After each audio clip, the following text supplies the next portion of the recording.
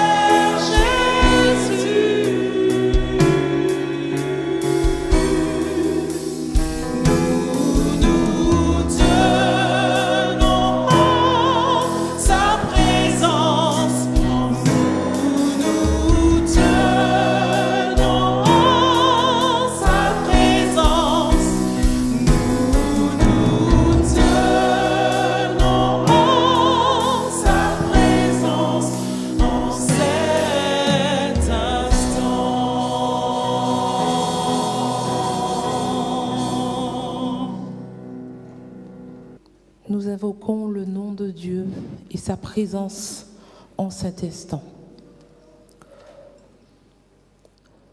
Ô Dieu éternel, Roi du ciel et de la terre, Créateur de l'univers, nous nous tenons en ta présence en cet instant et nous soupirons après ton action dans nos cœurs. Viens, ô Dieu, au milieu de nous. Remplis-nous et que ton nom seul soit glorifié à travers ce culte d'adoration. Au nom de Jésus, Amen. Aujourd'hui, c'est la dernière série de nos émissions Estime-toi. Vous nous avez accompagnés pendant tout ce mois de la jeunesse et nous voulons vous remercier chaleureusement. Nous sommes aujourd'hui heureux. Nous avons le privilège de vous accueillir parmi nous. Comme Frédéric nous l'a rappelé tout à l'heure, malgré les blessures, malgré les arrêts de jeu, malgré parfois les échecs, nous n'avons pas lâché et nous sommes là ce matin. Que le nom de l'Éternel soit béni. Sentez-vous à l'aise et passez un bon sabbat avec nous. Bienvenue.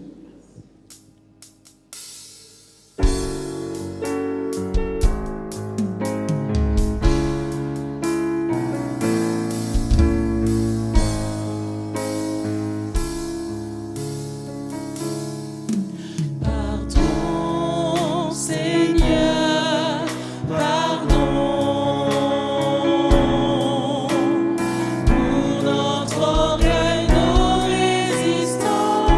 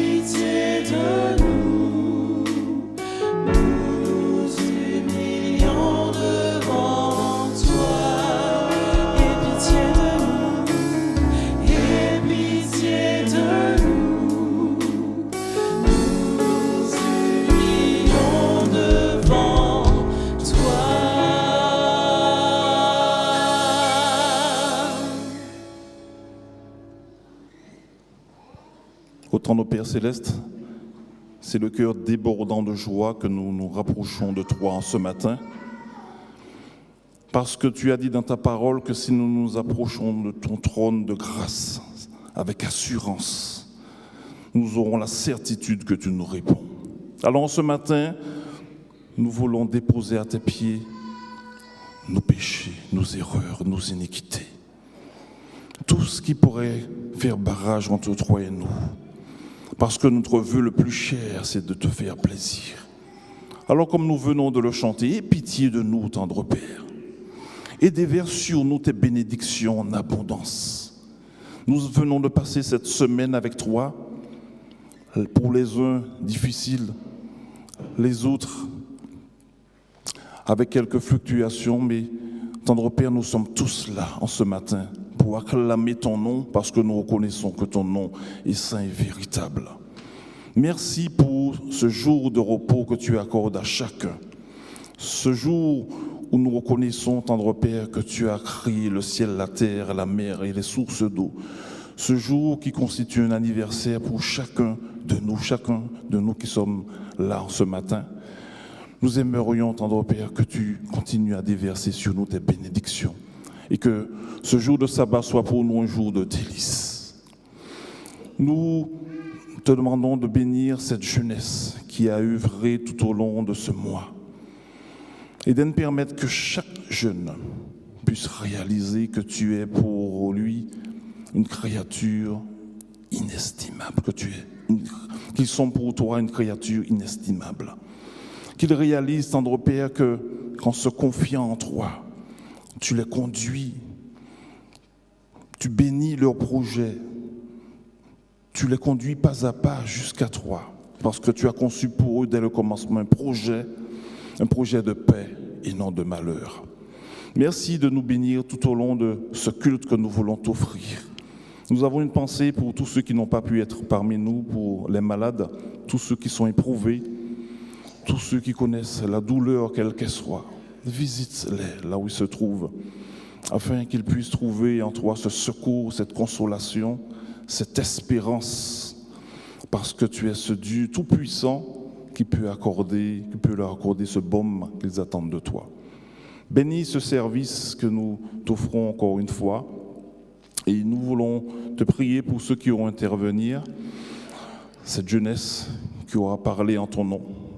Et donne-nous à avoir l'entendement qu'il faut. Donne-nous à être suffisamment réceptifs à tes conseils, à tes instructions ce matin. Bénis-nous encore ce matin. Nous t'avons prié au nom de Jésus, ton Fils, et pour ta gloire. Amen. Amen.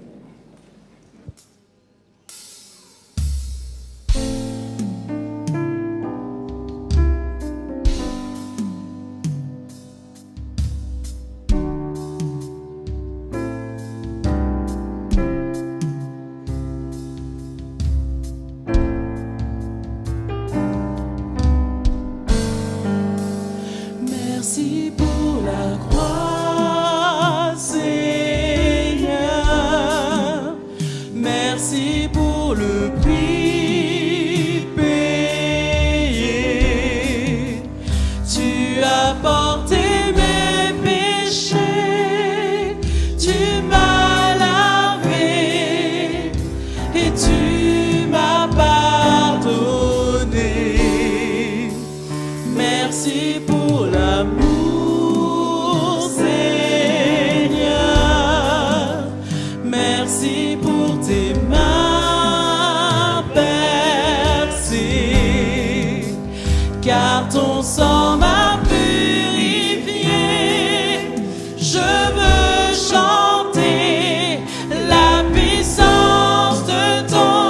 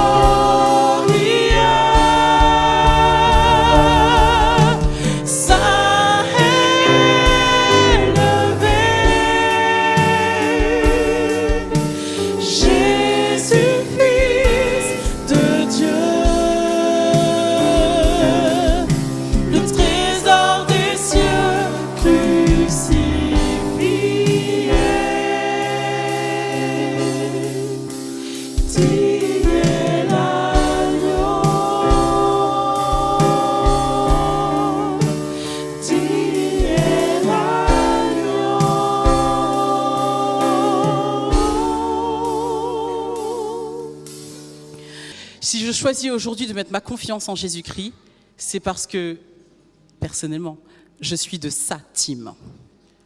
Alors je vous invite à vous lever et proclamer avec nous, avec les cieux tout entiers, que vous appartenez à la team de Jésus-Christ. Les cieux proclament la gloire du ressuscité et rien n'est égal à la beauté du Seigneur.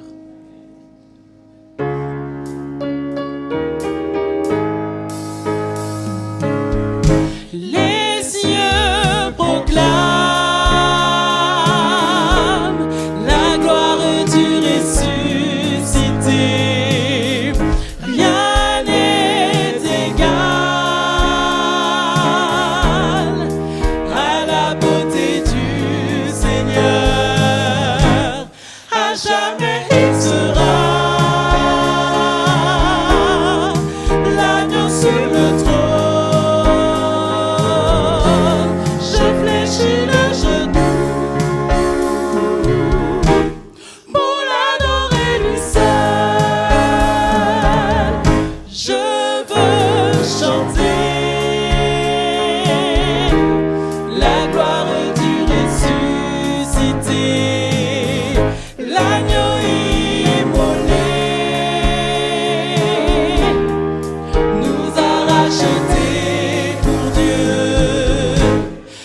Jamais tu seras l'agneau sur le trône. Je fléchis le genou pour t'adorer toi seul. À jamais tu seras. À jamais tu seras l'agneau sur le trône.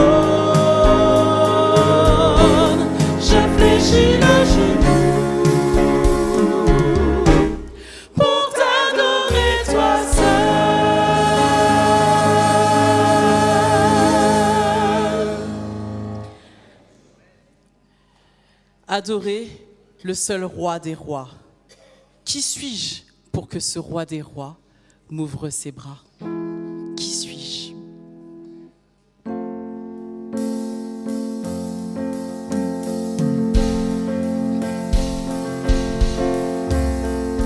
Qui suis-je pour que le roi des cieux m'ouvre ses bras?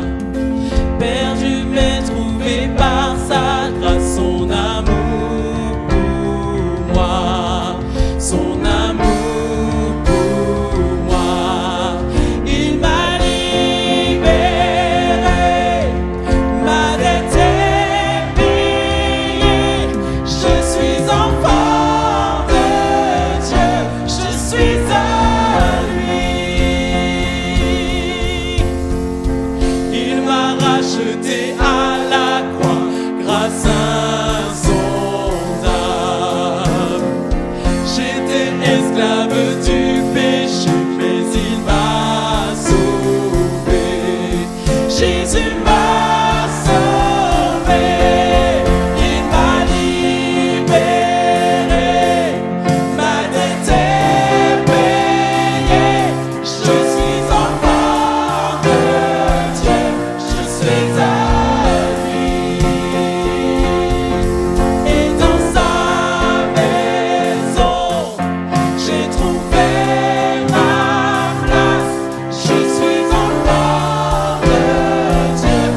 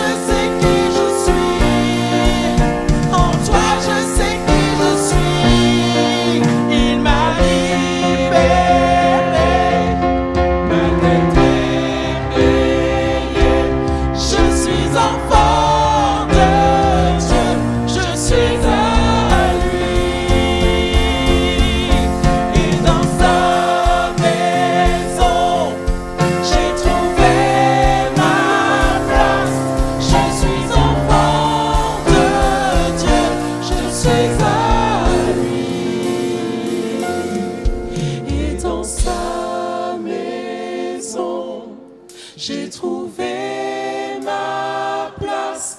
Je suis enfant de Dieu, je suis à lui.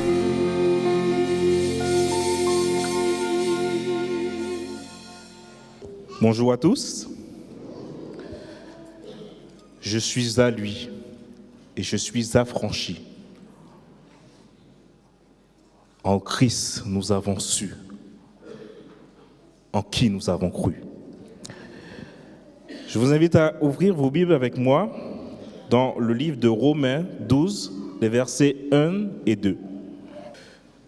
Je vous exhorte donc, frères, par les compassions de Dieu, à offrir vos corps comme un sacrifice vivant, saint, agréable à Dieu, ce qui sera pour votre part un culte raisonnable. Ne vous conformez pas au siècle présent, mais soyez transformés par le renouvellement de l'intelligence, afin que vous discerniez quelle est la volonté de Dieu, ce qui est bon, agréable et parfait. Amen. Vous pouvez vous asseoir. Une question résonne, le doute t'environne et tu te sens perdu. Qui es-tu? Qui es-tu? Écoute la voix de ton Créateur, laisse son amour te remplir le cœur. Avec les J.A., répète en cœur, en toi, je sais qui je suis. Oui, enfant de Dieu, tu es bien heureux car tu as du prix à ses yeux. Et si tu te demandes combien tu vaux, combien tu pèses, rappelle-toi le grand prix qu'il a payé pour toi. Il s'est sacrifié pour te racheter. Ta valeur est celle de la vie du grand roi. À toi de garder ta fidélité afin de ne pas être trouvé trop léger. Alors lève-toi, lève la tête et avance vite. Malgré l'adversité, les pensées qui s'agitent, ne reste pas courbé, sors de ta misère. Et comme l'enfant s'élance dans les bras de son père, tu peux t'abandonner en toute confiance entre les mains de Dieu. C'est le lieu du repos, de la douce espérance. Oublie toutes tes peurs, il a tout préparé, toutes les bonnes œuvres que tu dois pratiquer et la belle mission qu'il t'a réservée. Être son ambassadeur, c'est le suprême honneur. Le roi de gloire t'invite à prendre tes fonctions pour le représenter en toute occasion. Il veut nouer avec toi une relation intime. Il veut te voir actif dans son équipe, sa team. Il veut te voir vainqueur et non victime. Mais le choix te revient. Alors, écoute bien.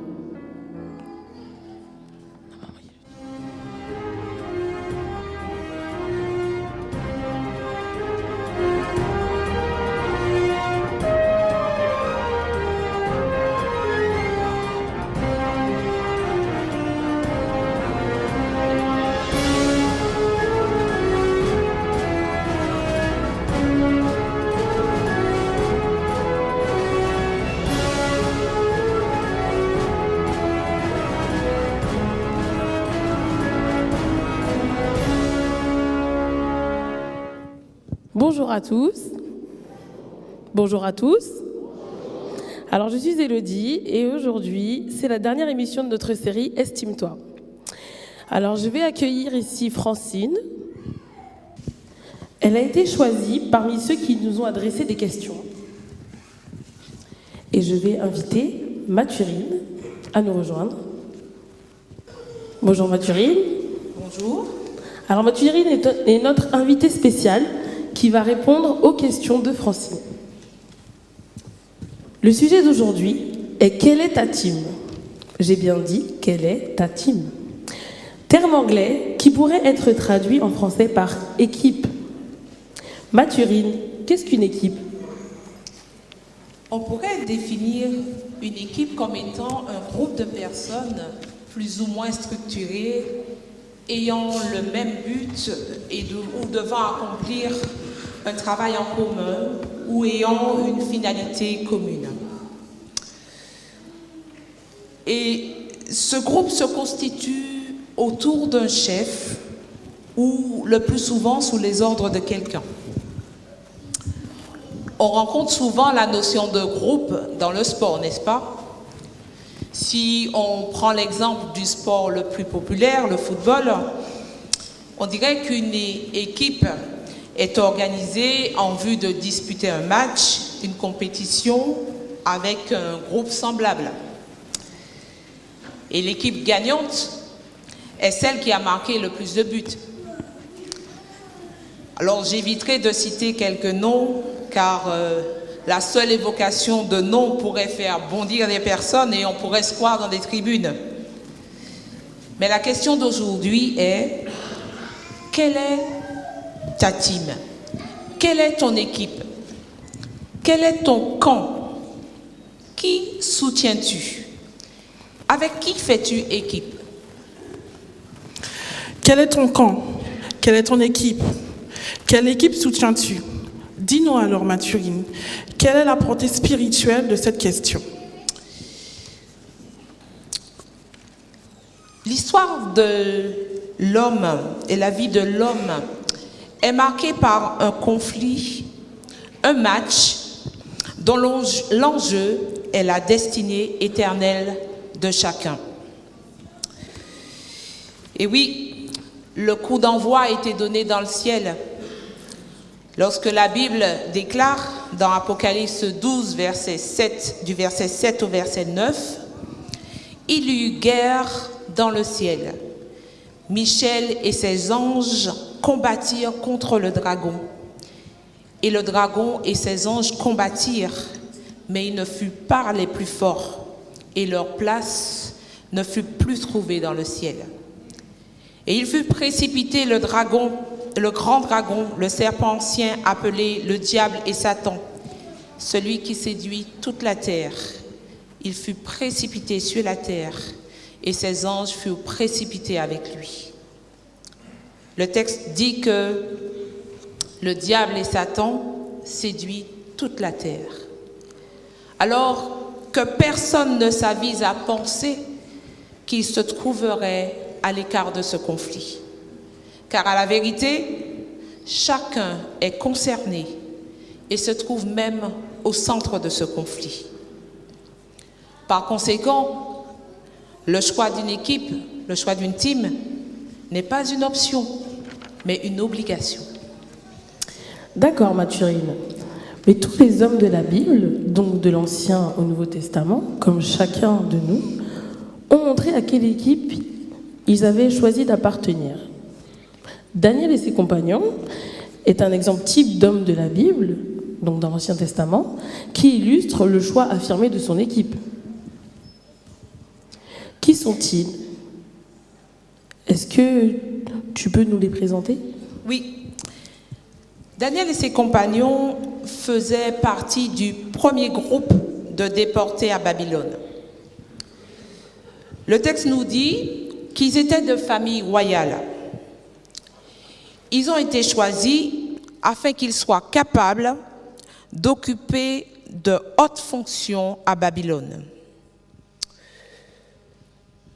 Selon le récit, ils devaient être des jeunes, comme la plupart de ceux qui sont ici, avec une éducation religieuse, avec des rêves, des projets. À Babylone, une préparation spéciale leur était réservée, car ils devaient apprendre les codes de Babylone, les lettres, la langue chaldéenne, les codes vestimentaires, les codes sociaux, afin de s'intégrer rapidement dans la société babylonienne. Il leur était offert un traitement spécial devant déboucher sur une position sociale élevée au service de la royauté. En effet, il était proposé à Daniel et ses compagnons une position élevée. Mais comment Daniel et ses compagnons, déportés à Babylone, vont-ils réagir? vont-ils entamer un processus d'acculturation, d'intégration, d'identification, d'assimilation de la culture babylonienne? Vont-ils changer face à la cour babylonienne d'équipe? En effet, vous devez l'imaginer, la tentation devait être très forte. Car après tout, ils sont loin de leur pays, loin du temple de Jérusalem et de ce culte cérémoniel. Ils pourraient se dire abandonnés de Dieu puisque leur pays a été livré entre les mains de Babylone. Et puis, personne ne les verra. Il n'est même pas fait mention de leur famille. Il vaut mieux se fondre dans la masse plutôt que de nager à contre-courant. Et puis, pas d'inquiétude non plus, l'avenir est tout tracé. Il suffit simplement de changer de camp. Vont-ils rester fidèles à Dieu, ne craignant pas de se singulariser, de se distinguer? Alors très souvent, le choix n'est pas aussi tranché et catégorique. Et la prise de position n'est pas toujours aussi nette. Quelquefois, nous glissons doucement dans l'autre camp, de concession en concession, par crainte de moquerie ou dans la recherche de position sociale.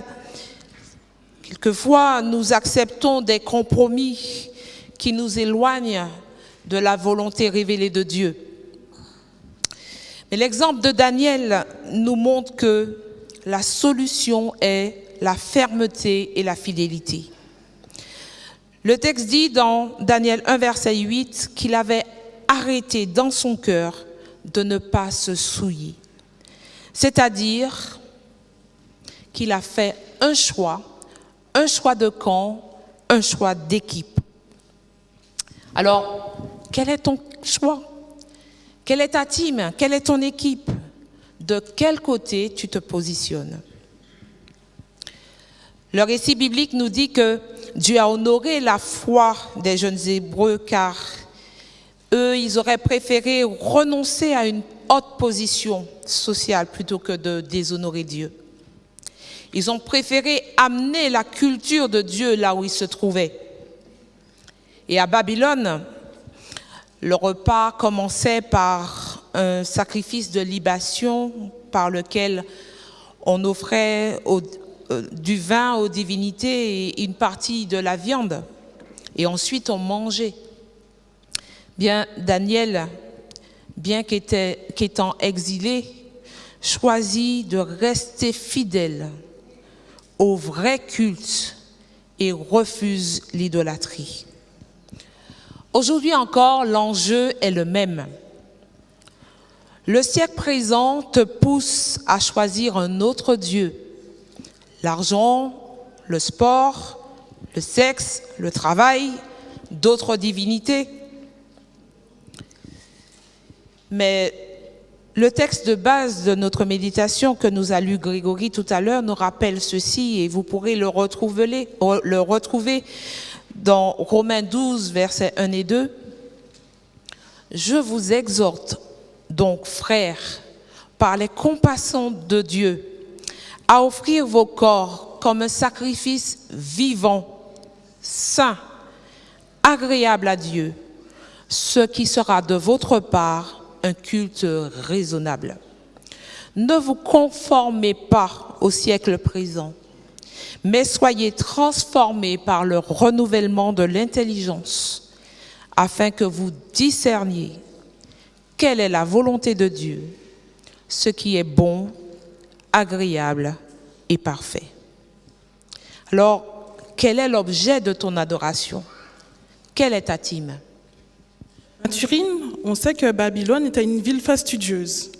Daniel était jeune. Il devait être attiré par le pouvoir, par les plaisirs et la luxure de Babylone. Comment peut-on expliquer un tel choix, une telle fermeté dans son choix d'équipe?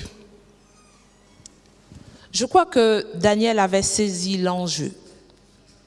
C'est important de saisir l'enjeu de comprendre le danger pour se protéger. En quelque sorte, il faut sortir de l'insouciance pour se positionner, pour faire un choix. Et cette notion d'enjeu et de but est très importante pour créer un sentiment d'appartenance à une équipe. En effet, 3 éléments vont contribuer à faire équipe. Des valeurs partagées, un but et un chef. Le sentiment d'appartenance à une équipe repose sur ces 3 éléments. Parlons d'abord du chef. L'équipe est portée par un chef. Et la Bible nous montre clairement que 2 chefs s'affrontent et se disputent l'adoration de l'homme. Nous l'avons dit, le conflit a commencé dans le ciel. Et Satan cherche à s'attirer l'adoration des hommes. Et l'homme doit choisir l'équipe à laquelle il veut faire partie.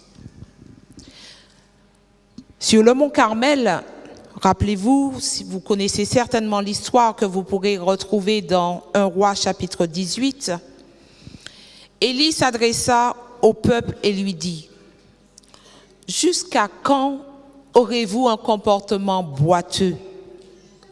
Si c'est l'Éternel qui est Dieu, suivez-le. Si c'est Baal, suivez-le. Quel chef as-tu choisi ?» Nous avons dit aussi que l'équipe est portée par un système de valeurs. Et les valeurs partagées par une équipe contribuent à la cohésion de celle-ci. Daniel, très tôt, a compris ce qui se passait à la cour du roi. Il a compris que ce qui se passait était contraire à ses valeurs, aux valeurs qu'incarnait l'équipe à laquelle il appartenait. Et clairement, les valeurs de Babylone ne correspondaient pas à celles du Dieu d'Israël auquel il avait choisi d'appartenir. L'équipe est aussi portée par le sens. Les objectifs et l'enjeu sont clairement définis. Que veut-on réaliser ensemble? Il est évident qu'une équipe qui joue une qualification ou une Coupe du Monde s'implique davantage qu'une équipe qui joue un match amical. Donc, saisir l'enjeu est très important. D'accord. Donc en fait, Daniel, il avait saisi l'enjeu. Mais qu'est-ce qui, dans sa vie, démontrerait un choix d'équipe éclairé et assumé? Si nous relisons le texte, le verset 8 du premier chapitre de Daniel, il est dit que Daniel résolut de ne pas se souiller par les mets du roi et par le vin dont le roi buvait, et il pria le chef des eunuques de ne pas l'obliger à se souiller. Nous soulignons dans le texte le verbe qui est employé, Daniel résolut. Nous voyons dans ce texte un choix personnel. Ce n'est pas le choix de ses parents. Ce n'est pas une décision téléguidée, mais une décision personnelle.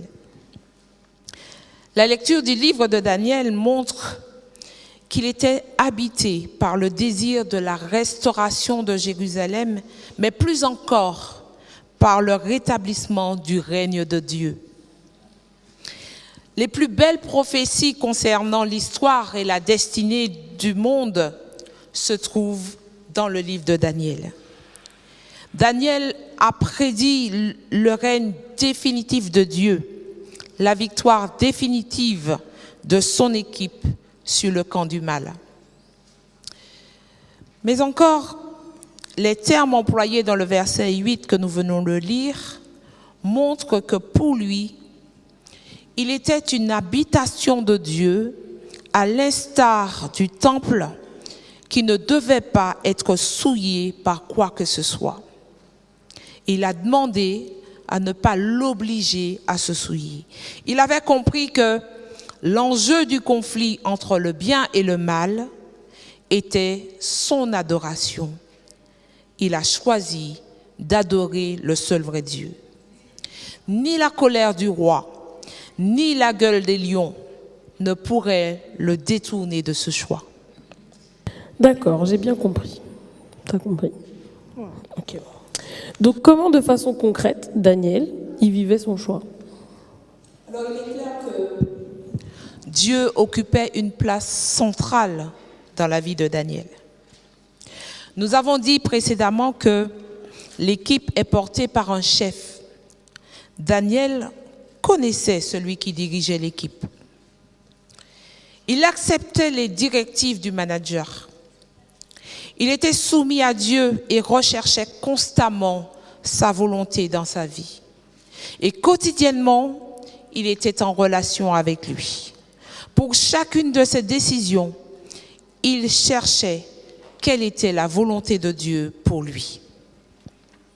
Nous connaissons tous l'épisode de la fosse aux lions. Daniel a exercé des fonctions publiques à la cour de Babylone. Et maintenant, Darius, qui avait fait de lui un chef de gouvernement, veut maintenant l'établir sur tout le royaume, ce qui excite la jalousie de ses concurrents. Et ils ne trouvent aucune raison de le discréditer, donc ils vont chercher à le déstabiliser dans sa foi.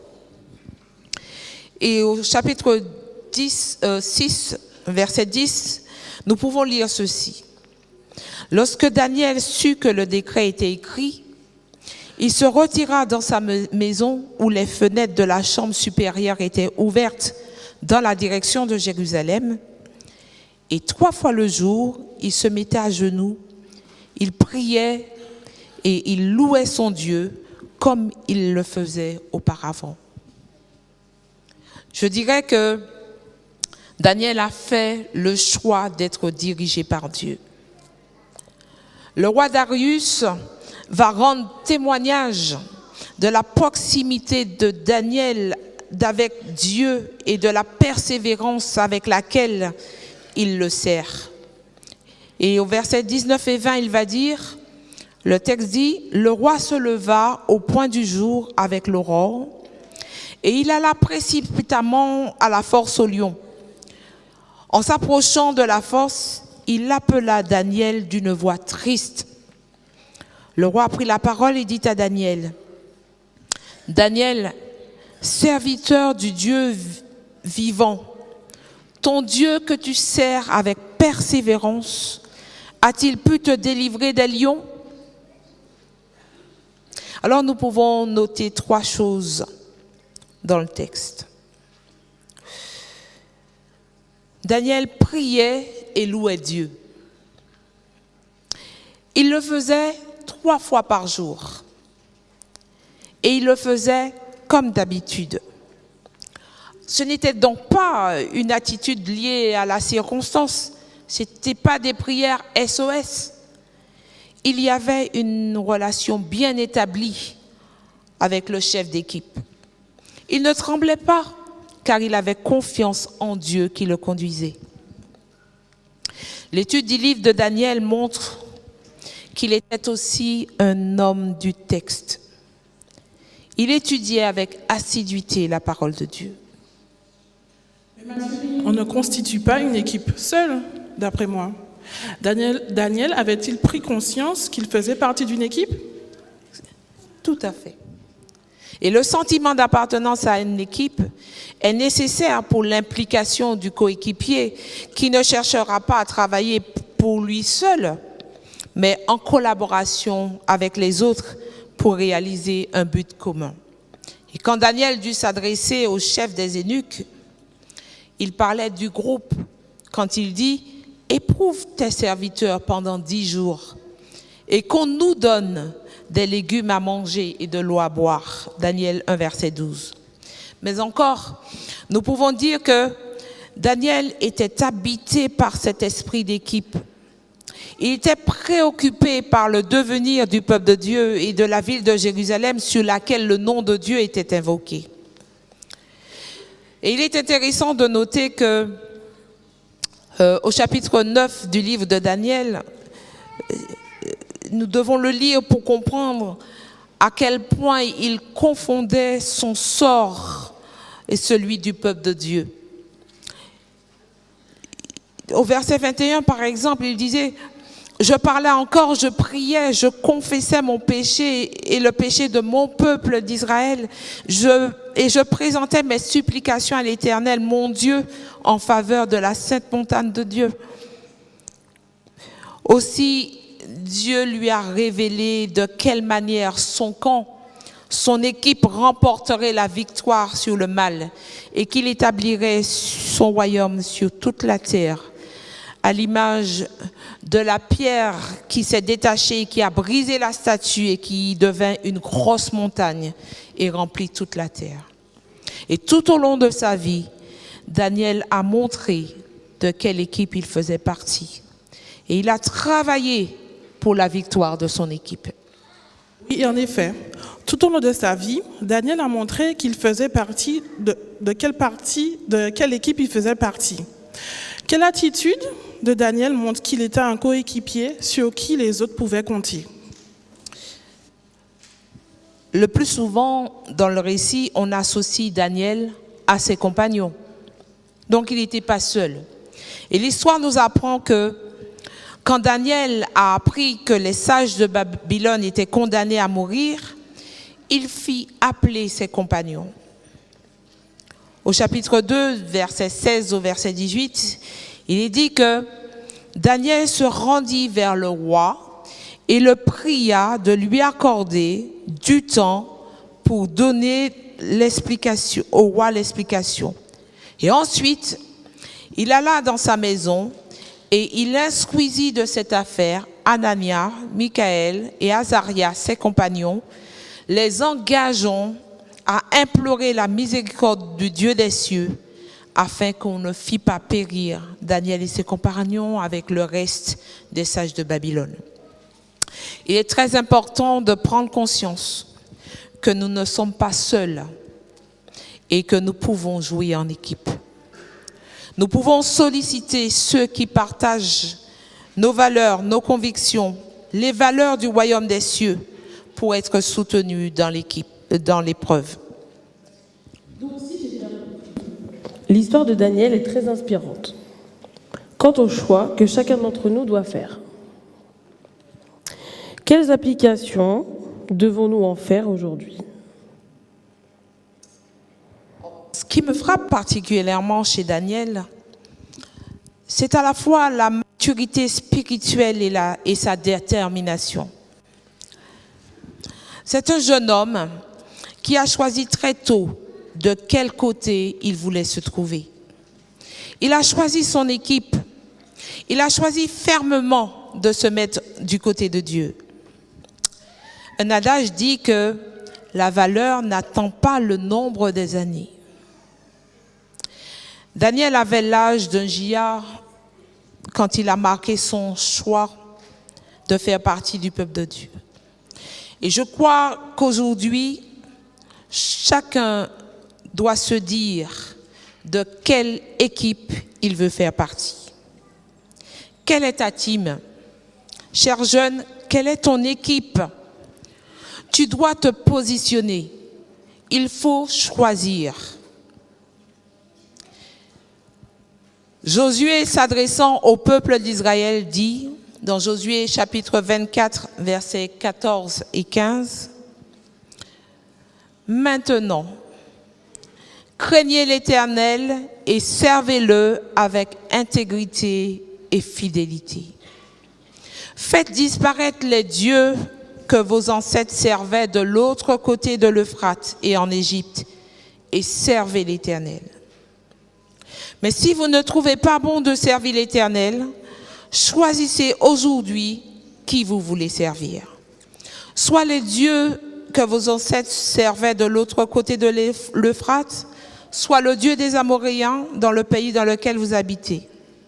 Quant à ma famille et moi, nous servirons l'Éternel. Quel est ton choix? Quelle est ta team? À qui donnes-tu ton adoration? Je souhaite, chers jeunes, que tu choisisses de servir l'Éternel. Amen. Quelle est ta team?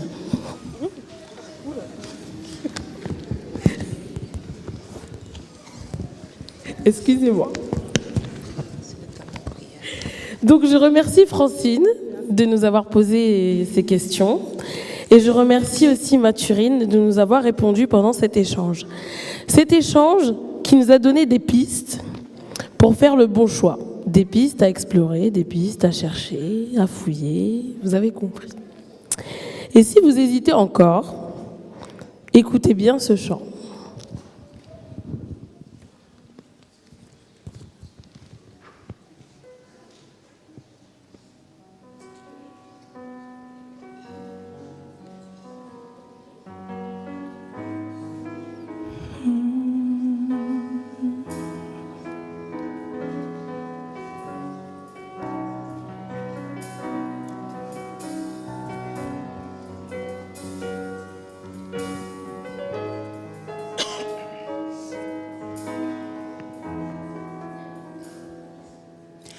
Ne perdons plus de temps.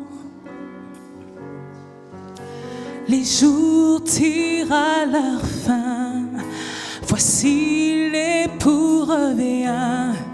Il appelle en nous, disant: mon enfant, tu es choisi pour un temps comme celui-ci. Oh, oh, oh, oh, oh, oh. Je choisis de te suivre, laissant tout derrière moi. Je porterai ma croix, et si je dois mourir, en toi j'aurai la vie.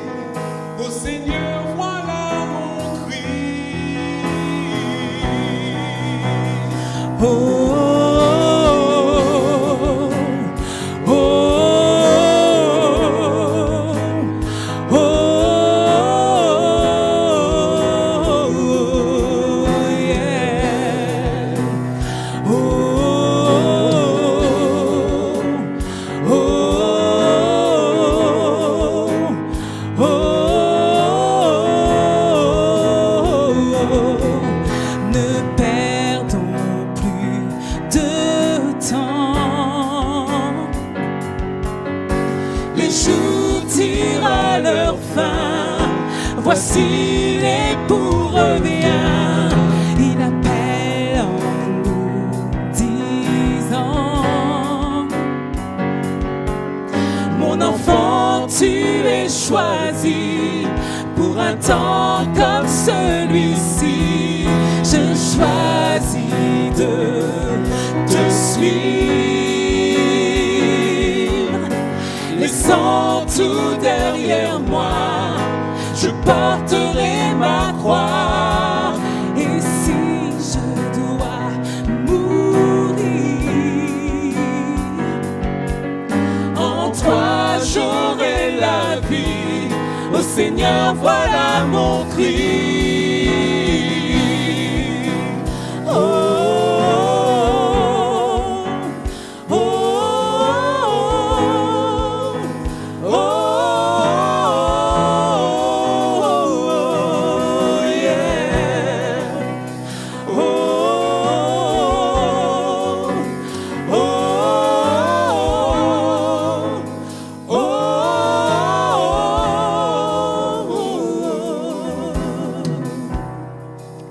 le temps s'enfuit, les jours s'enchaînent.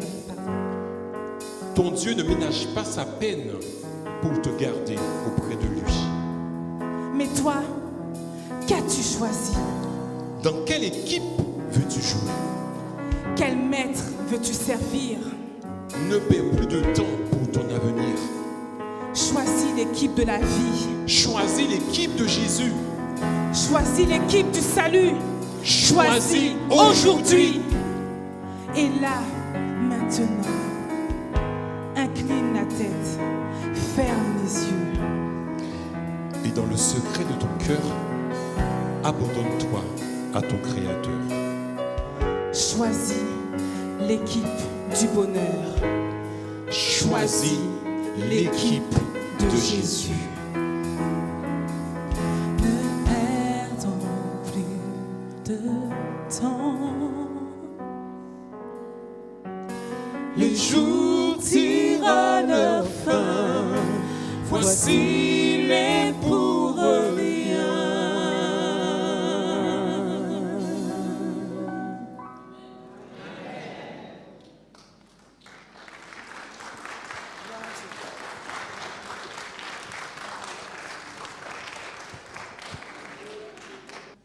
N'est-ce pas magnifique de choisir son équipe?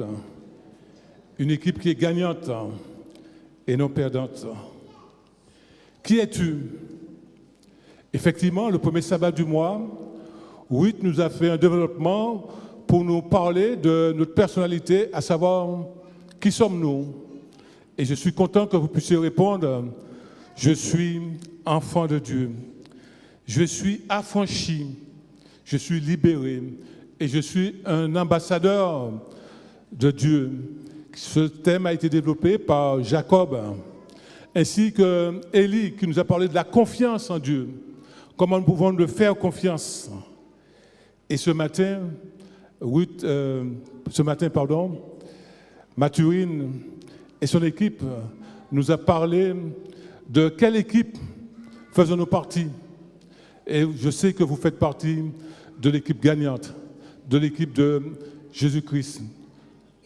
Je voudrais inviter tous les responsables de la jeunesse à me rejoindre. Monique, Grégory, tous les responsables, Jean-Marie, tous ceux qui sont responsables de la jeunesse à quelque niveau que ce soit, avec les enfants, avec les tisons, avec les explos.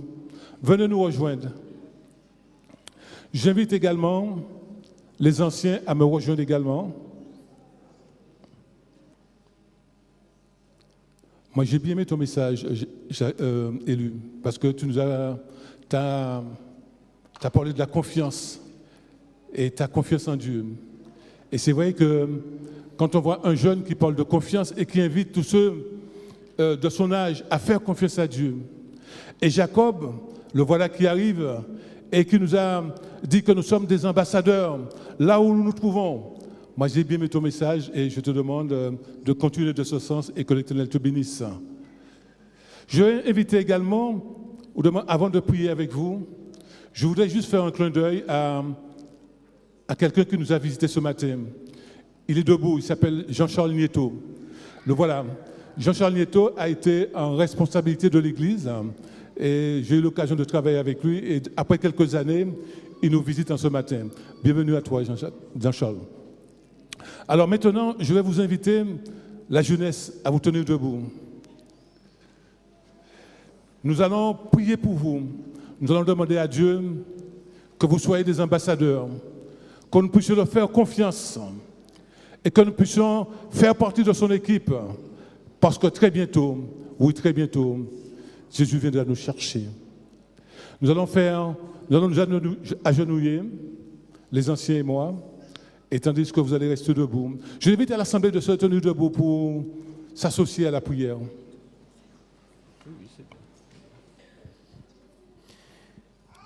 Notre Père, notre Dieu, c'est un moment particulier que nous vivons en ce matin à Évry.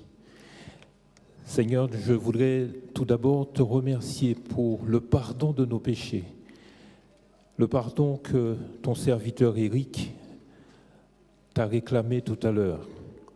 Merci de nous relever de nos chutes et d'accepter notre prière ici adressée à ton trône de grâce. Seigneur, nous avons ici à Évry une jeunesse qui s'est engagée durant ce mois de mars, qui s'était déjà engagée dans leur section, mais d'une façon particulière, ils l'ont fait durant ce mois. Et je voudrais te remercier pour cela. Je voudrais, Seigneur, te demander de les fortifier dans leur engagement, de leur donner la confiance qu'il faut pour avancer. Parce que, naturellement, il y aura des embûches. Les vents seront parfois contraires. Et, Seigneur, ils auront besoin de ton soutien. Fortifie-les, Seigneur.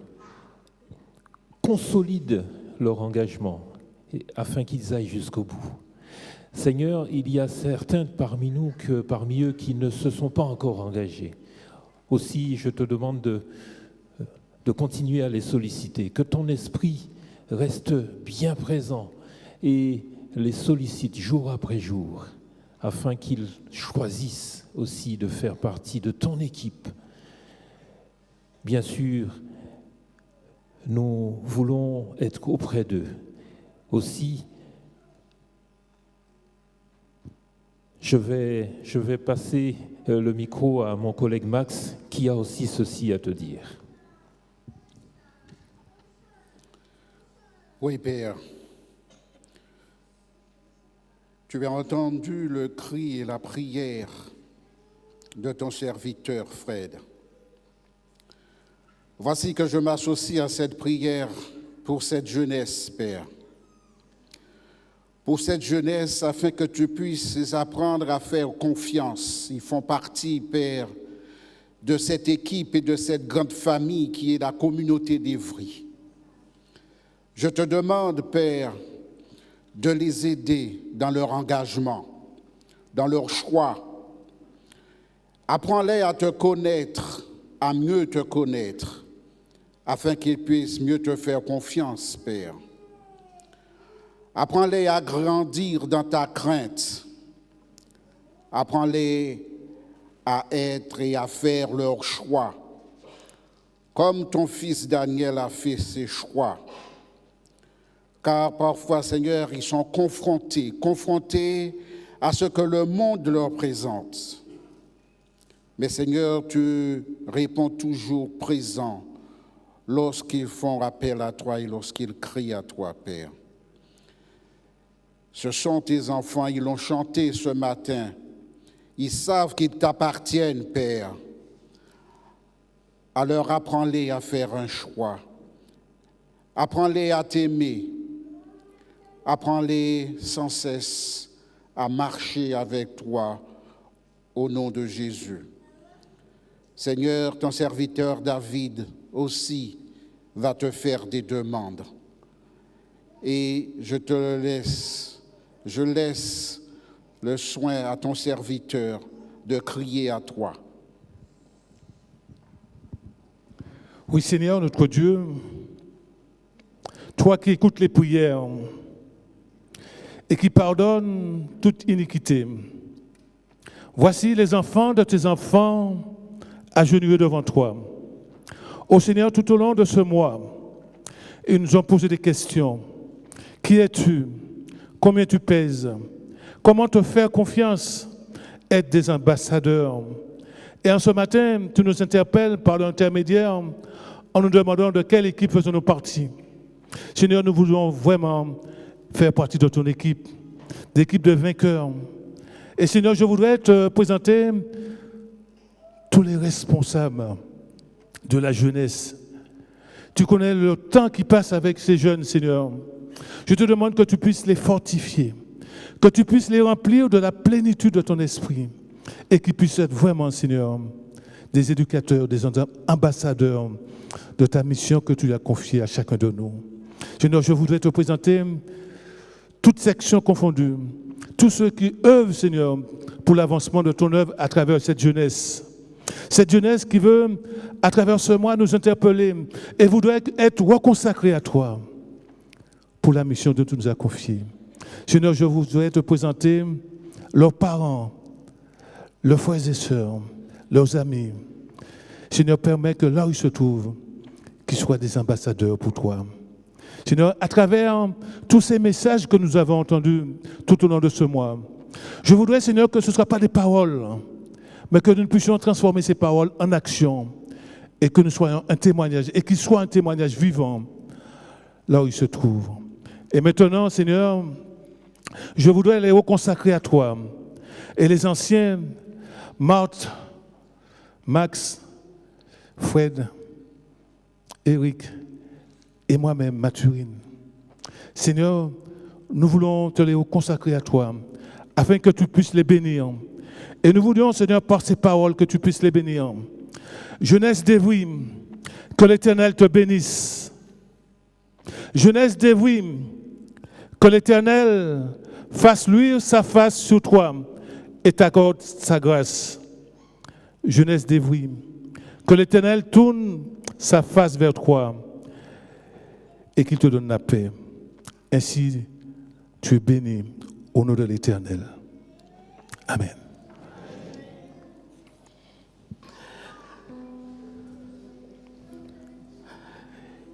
Eh bien, comme vous le savez tous, toute bonne chose a une fin. Je suis heureux en ce matin. Ça n'a pas été chose facile avec mon équipe. Odile est à côté de moi. Nous avons les animateurs de chaque section. Mais nous savons qu'aujourd'hui, la jeunesse d'Evry a choisi dans quel team elle veut appartenir. Tout cela n'a pas été fait sans votre aide. Nous vous remercions de nous avoir soutenus, d'avoir permis aux jeunes, par votre présence, par votre motivation et par vos encouragements, de les montrer que vous êtes avec eux, que vous les soutenez. Ce n'est pas chose facile. Comme vous le voyez, nous avons une jeunesse qui est debout, qui est prête à servir le Christ. Mais sachez que sans vous, cela ne peut être possible. Donc merci à vous, chers parents. Merci à vous, chers frères et sœurs. Merci à vous, chers internautes. Merci à vous, ceux qui sont de loin comme de près, ceux qui nous visitez. Nous vous remercions de tout votre soutien. C'est vrai que ce mois a été très riche en émotions pour ma part. Et je tiens à remercier Dieu pour tout le travail que notre équipe de la jeunesse d'Evry a pu accomplir pour ce mois de la jeunesse. Je laisse la parole à Odile. Alors moi, tout ce que j'aurais à rajouter à ce que notre chef nous a dit ce matin, pensons juste et gardons à l'esprit que toute cette jeunesse que nous avons là, c'est l'Église de demain. Le résultat que nous aurons d'ici 5 à 10 ans, ce sera ce qu'on aura donné en section maintenant. Donc c'est vrai que des fois, c'est peut-être un peu difficile de ne pas faire sa sieste et de venir en section ou de pouvoir les supporter quand ils gigotent un peu partout. Mais disons-nous que nous étions comme ça, nos enfants seront encore comme ça, et que c'est l'Église de demain. Donc, gardons en tête que nous devons les supporter, les accompagner, et demander à Dieu de nous donner la patience et la force de pouvoir les mener à bien. Voilà. Alors attention, JA, repos. Église d'Evry, repos. Ah, nous sommes de JA. Hein?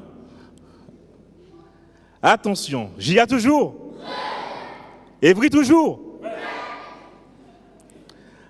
Je déclare officiellement le mois de la jeunesse clôturé.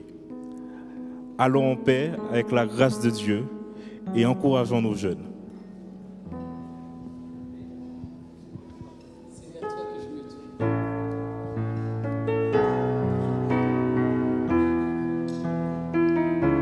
C'est vers toi que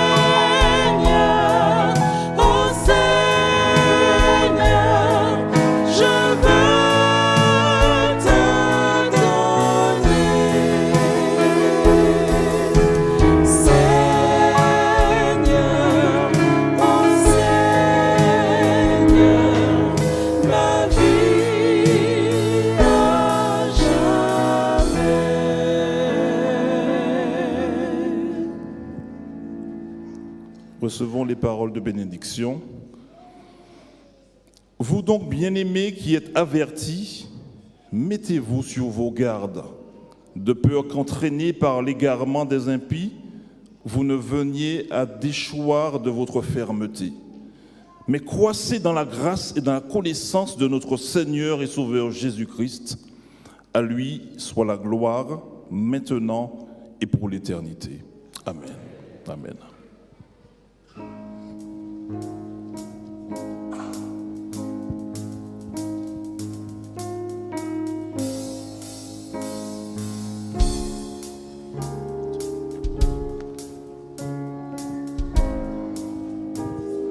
J'appelle les porteurs de drapeaux.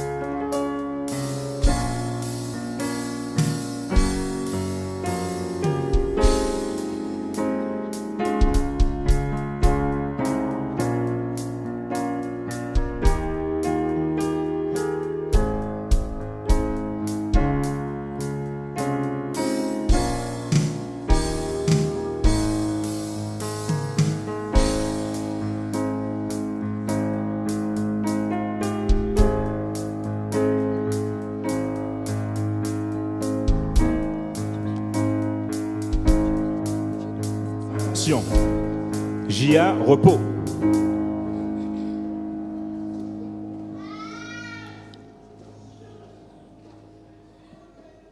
JA toujours?